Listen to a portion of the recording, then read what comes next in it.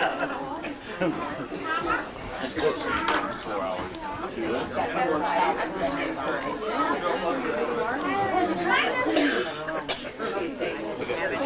anything you want to say, Taz? Huh?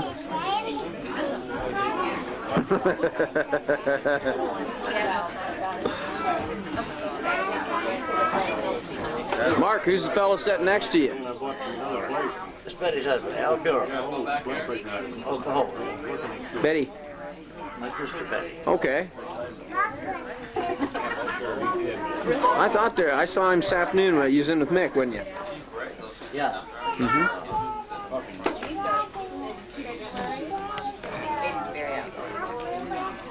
He bought gas today for $1.09 on the turnpike. $1.09?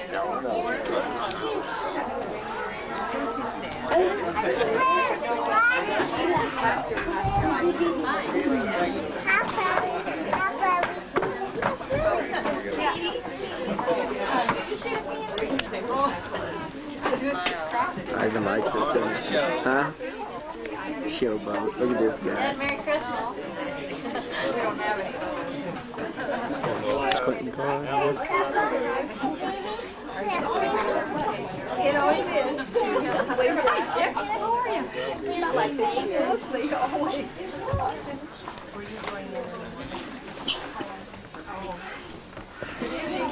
The Elm Creek School teachers welcome you to our program, The Best Christmas Pageant Ever.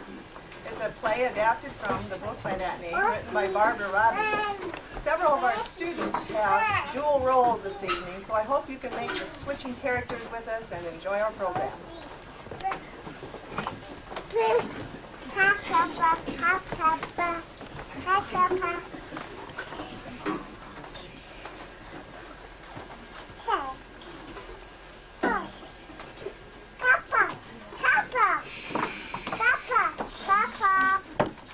The Herdmans were absolutely the worst kids in the history of the world.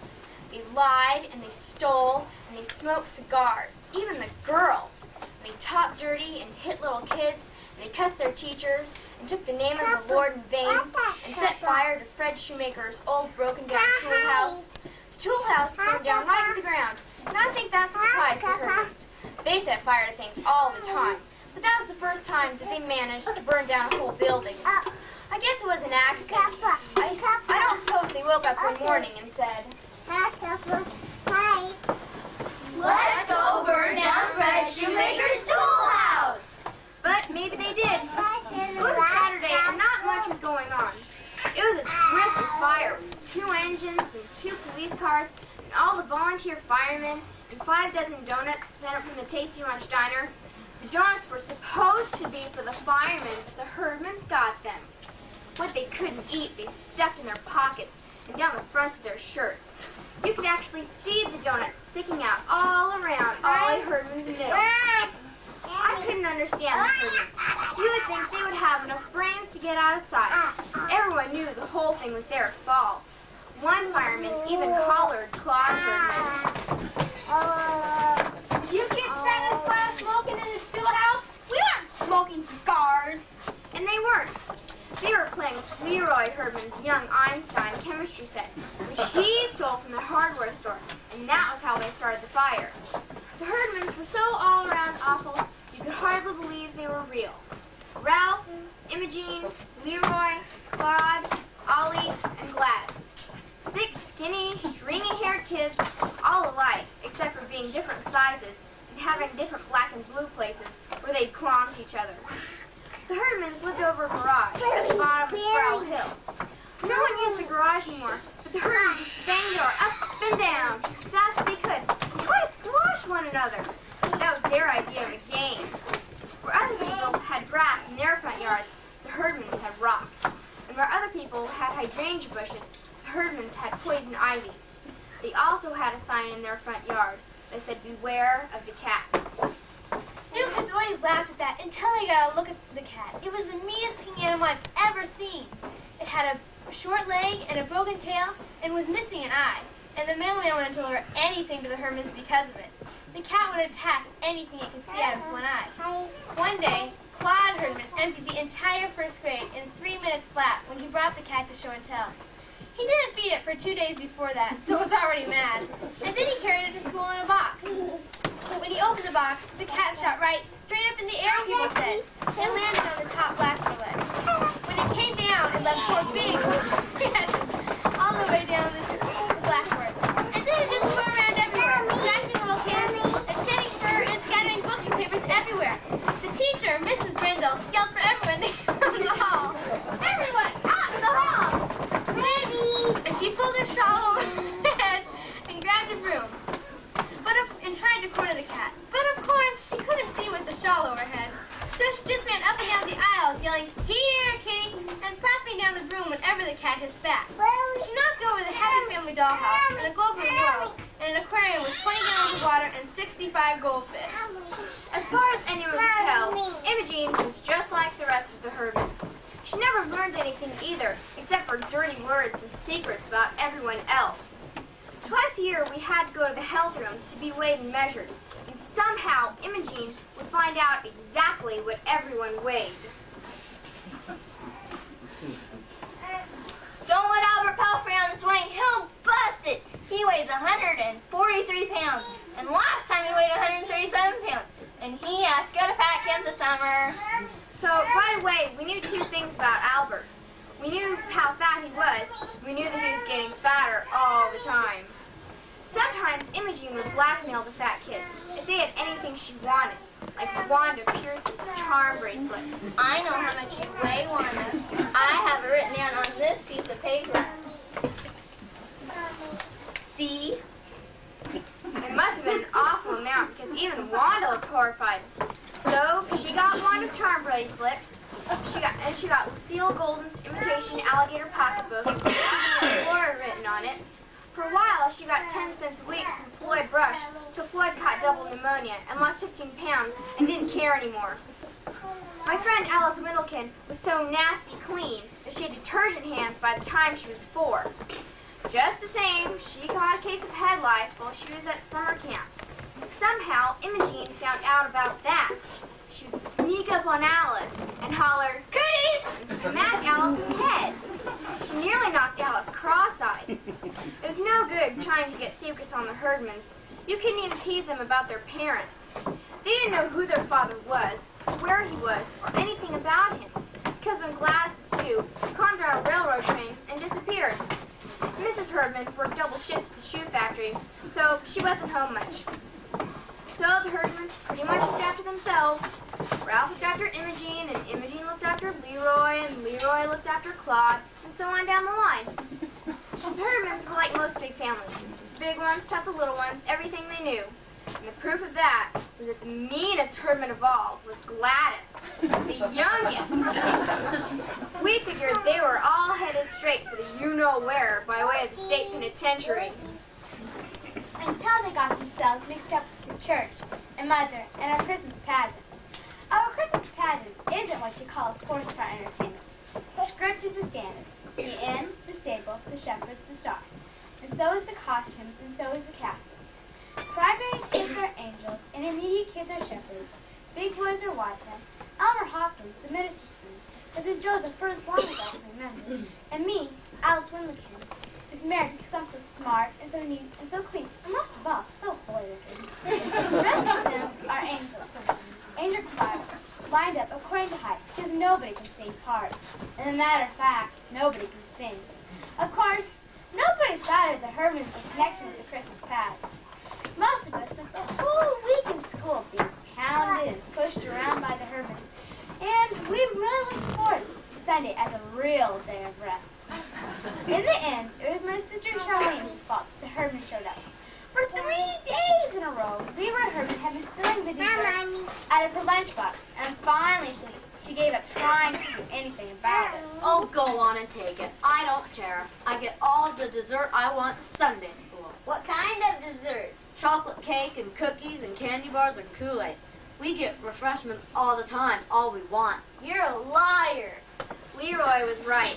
We got jelly beans at Easter and punch and cookies on Children's Day, and that was it. We get ice cream too, and donuts and popcorn balls. Who gives it to you? The minister. Of course, that was the wrong thing to tell the Hermans if you wanted them to stay away. And sure enough, the next day they were there, slouching into Sunday school, eyes peeled for refreshments. They didn't sing any hymns or say any prayers, but they did make a little money, because I saw Imogen take a handful of coins out of the collection basket as it went past her. At the end of the morning, Mother came to each class and made an announcement. We'll be starting rehearsal soon for our Christmas pageant, and next week, after the service, we'll all gather in the back of the church to decide who will play the main roles. But of course, we want every boy and girl in our Sunday school to take part in the pageant, so be sure your parents know you'll be staying a little later next Sunday. All of a sudden, Imogene dug Alice in the ribs. I know from experience that Imogene has the sharpest elbows. What's the pageant? It's a play. Well, what's it about? It's about Jesus. Everything here is. I figured Imogen didn't care about the pageant, but I was wrong. The next Sunday, we all filed into the back 7 pews, along with 2 or 3 Sunday school teachers who were supposed to keep everybody quiet. It was a terrible time to try to keep everybody quiet. All the little kids are tired, all the big kids are hungry. All the mothers wanted to go home and cook dinner, and all the fathers wanted to go home and watch the football game on TV. Now, this isn't going to take very long. First of all, I'm going to tell you about rehearsals. We'll have our rehearsals on Wednesdays at 6:30. We're only going to have 5 rehearsals, so you must try to be there for every one. What if we get sick? You won't get sick. Now, you little children in the cradle room and primary class will be our angels. You'll like that, won't you? Yes. And the older boys and girls will be our shepherds and guests at the inn. And we need a Mary and Joseph, the 3 wise men, and an angel of the Lord. These aren't hard parts, but they're very important parts. So these people must be absolutely sure to come to every rehearsal. What if they get sick? They won't get sick either! Now, we all know what kind of person Mary was. She was quiet and gentle and kind. And the little girl who plays Mary should try to be that kind of person. Now, I know that many of you would like to be Mary in our pageant, but of course we can only have one Mary. So I'll ask for volunteers. And then we'll all decide together which little girl should get the part. That was pretty safe to say, since the only person who ever raised her hand was Alice Wendelkin. But she just stood there, chewing on a piece of her hair and looking at the floor. The only person who raised her hand this time was Imogene Herdman. Did you have a question, Imogene? No, I want to be Mary and Ralph wants to be Joseph. Yeah! We want to be sure that everyone has a chance. Does anyone else want to be Joseph? No one did. No one ever did, especially not Elmer Hopkins, but he couldn't do anything about it because he was the minister's son. All right, Ralph will be our Joseph. Now, does anyone else want to be Mary? Janet, Roberta, Alice, don't you want to volunteer this year? No, I don't want to. Nobody volunteered to be wise men either, except for Leroy, Claude, and Ollie. There's Mother, stuck with Christmas pageant, full with the Hermans in the main roles. And there's one Herman left over and one main role left over, and you didn't have to be very smart to figure out that Gladys was going to be the angel of the Lord. The angel of the Lord visits the shepherds in the field and gives them the good news. Well, all the shepherds began to wiggle around in their seats. I guess they figured that any good news Gladys brought them would come with a smack in the teeth. I can't be a shepherd. We're going to Omaha. Why didn't you say so before? I forgot.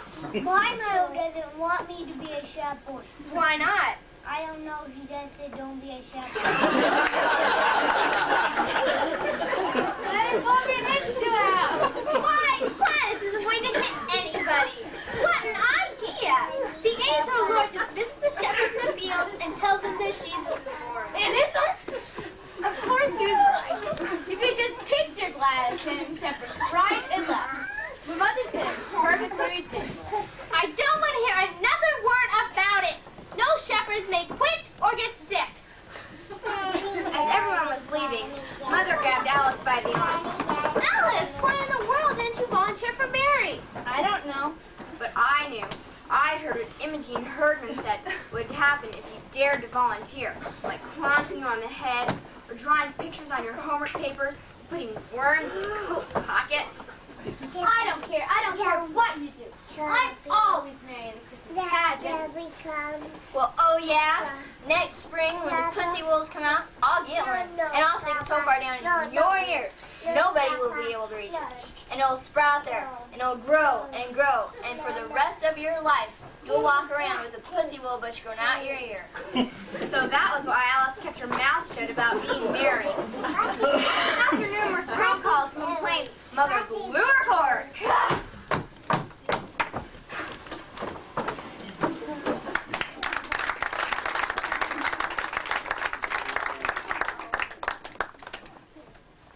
That night, Mother dreamed of all the kids putting on a plain old Christmas program with no problems. Hello, friends. Welcome to Merry Christmas to all of you.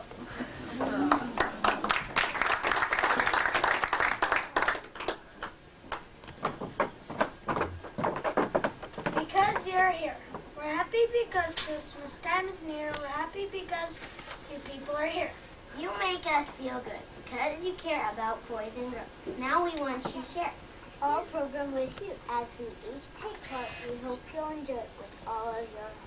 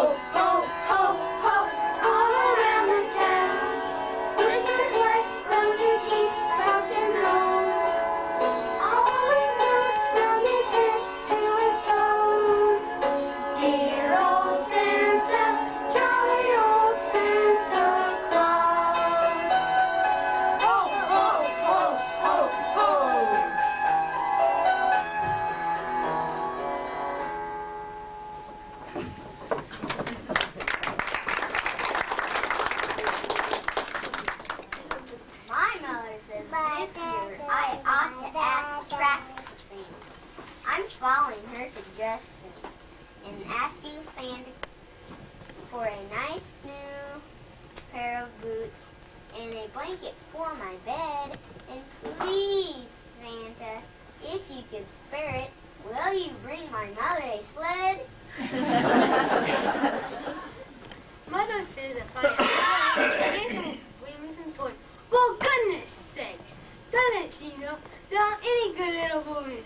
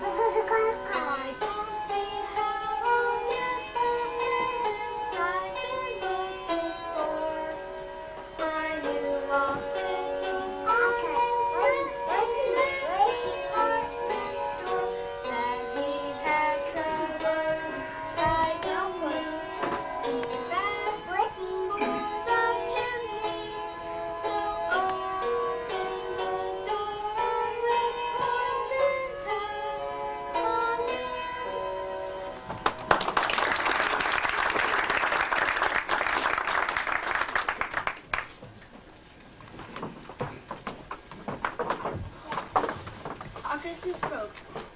We are glad when Christmas comes and we speak our pieces at school. People crowd and hear us, and there's not a single fool.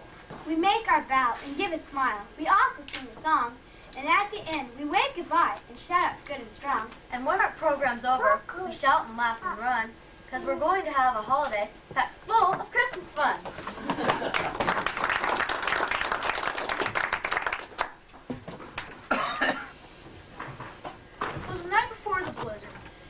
to the house. Not a creature was stirring, not even a mouse. All the boots stood by the door in a row, because tomorrow, sure as shooting, it was going to snow. The children were snug in their beds, dreaming of belly flopping on their brand new sleds. They had planned, and they had prayed, and they had hoped against hope that this year, just maybe, they'd find a good slope. With Mom in her nightgown and Dad in his shorts, they had just settled down to watch the weather reports. When from out in the driveway there was such a clatter, we leaped from the couch to see what was the matter. Forgetting how little he wore, Dad grabbed the handle, then opened the door. It was a cold, dark, cloudy night, so Dad turned on the outside light. To what should our wondering eyes appear was some nut out riding on a big John Deere. With his coat buttoned up to his chin, he was keeping warm by sipping gin. He spoke not a word, but went straight to his work. He drove up our driveway, then turned with a jerk. He headed across our newly laid sod. Dad was about ready to kill the clod. If he hits our new tool shed, I'll break his bones and crack his head. Now calm down, dear, was the wife's reply. I still can't figure out this guy. The roar of his motor and the grinding of gears. He plowed up the sod into a gigantic hill. And he was done, it was eerily still. But I heard him exclaim as he drove out of sight, "Happy sledding to all, and to all a good night."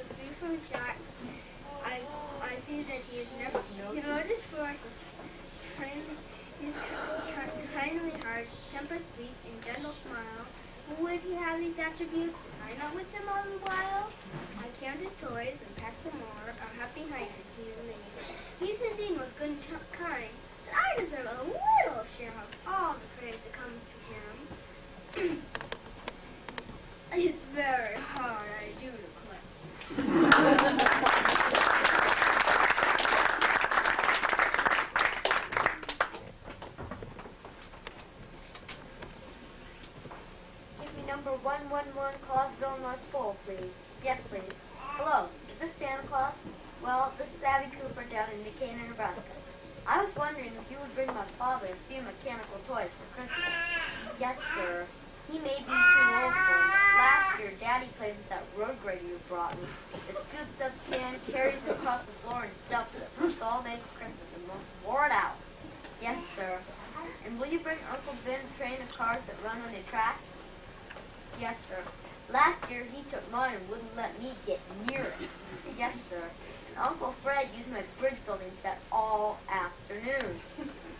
Yes, sir. And kept saying, now watch me, till I wanted the fifth in one. Yes, sir. And Aunt Nell took my storybook about engines and wouldn't let me have it till she finished reading it. Yes, sir. I thought if I called you up, you'd bring them some presents so they'd let me have a good time with mine. Thank you, Santa Claus. Bye. There. I took care of them.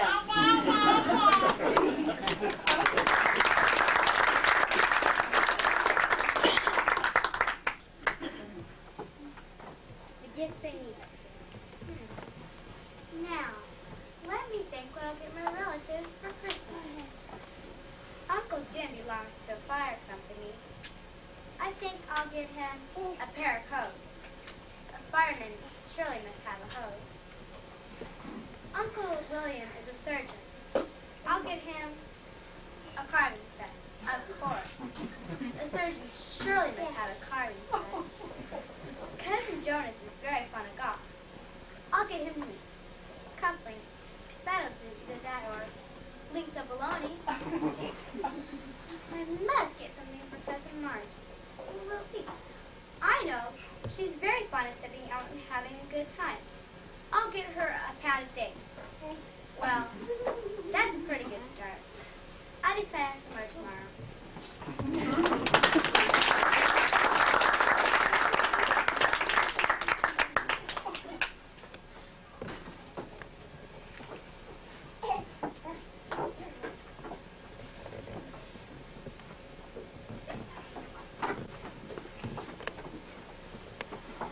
Well, you guessed it. It's snowing again.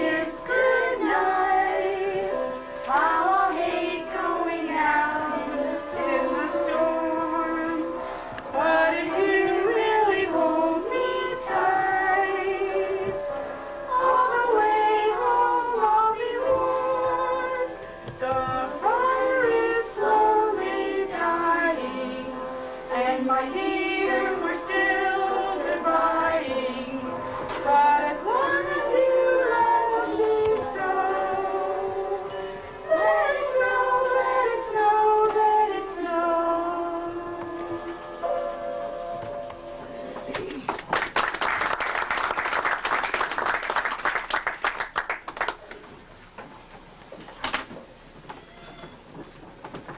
Well, we hope you've enjoyed our Christmas program this year.